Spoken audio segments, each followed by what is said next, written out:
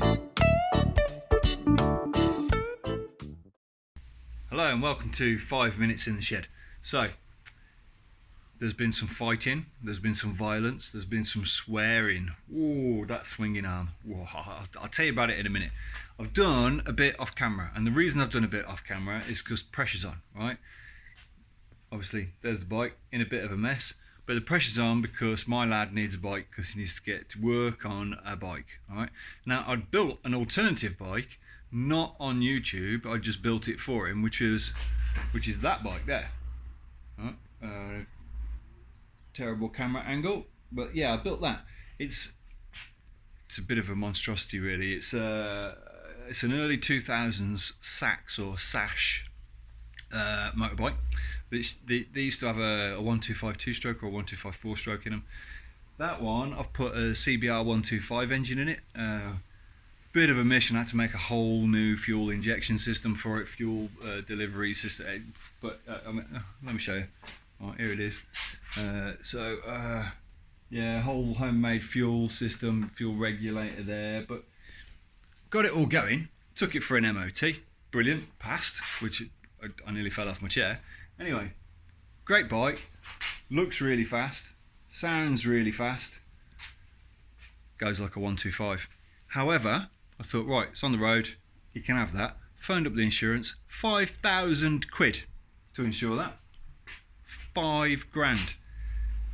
So, back to this one, which doesn't cost 5,000 quid to insure.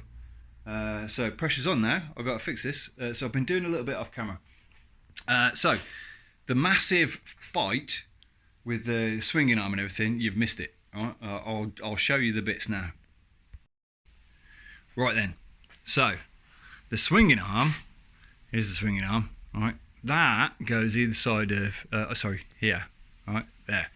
Now, I'm not even pointing the camera where I'm talking about there, it goes there, right? So these bits go either side of there. Then there's a bush that goes in these, both sides, and then a spindle which goes through. Now the spindle, oh man, I hammered 7 bells of, I hit it a lot. Alright, so let me show you. Let me show you what I've ended up with. So this is the spindle. These bits here are the bits that run inside the bush. So a bush comes, right, that fills the hole in the outside of the spindle, which is there.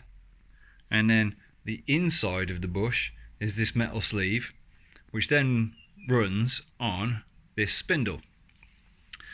But it is, these are absolutely welded with corrosion to the spindle, right? So I hammered and hammered it until it sort of destroyed everything around itself.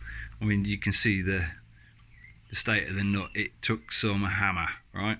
4-pound lump hammer, actually. And then I had to smash these to pieces, mole grips and stuff on them. I had to cut through that one to release it. It was a nightmare.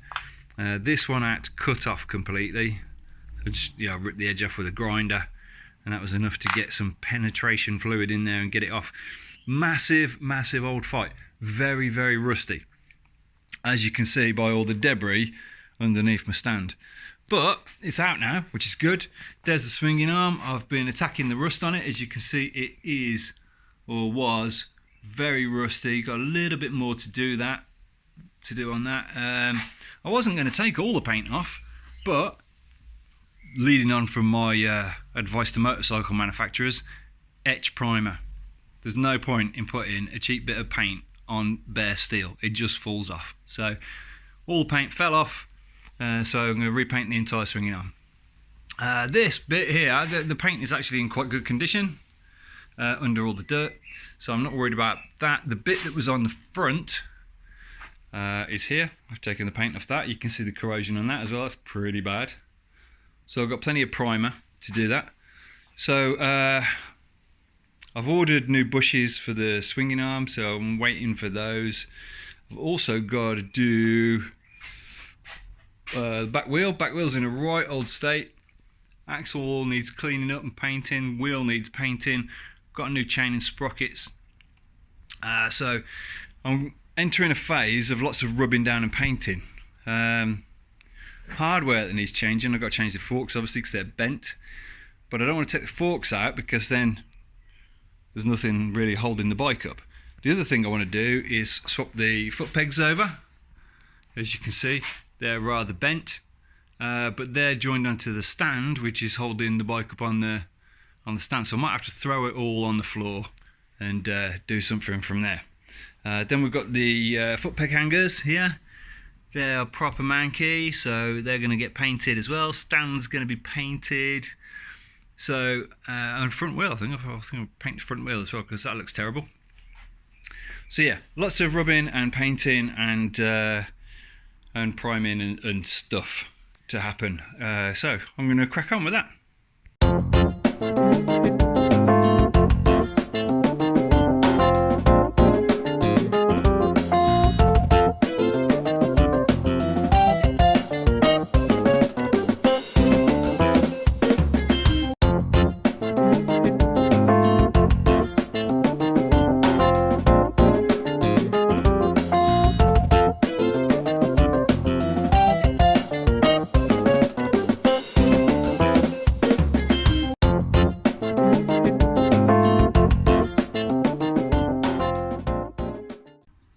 Okay, so a bit of painting's been done.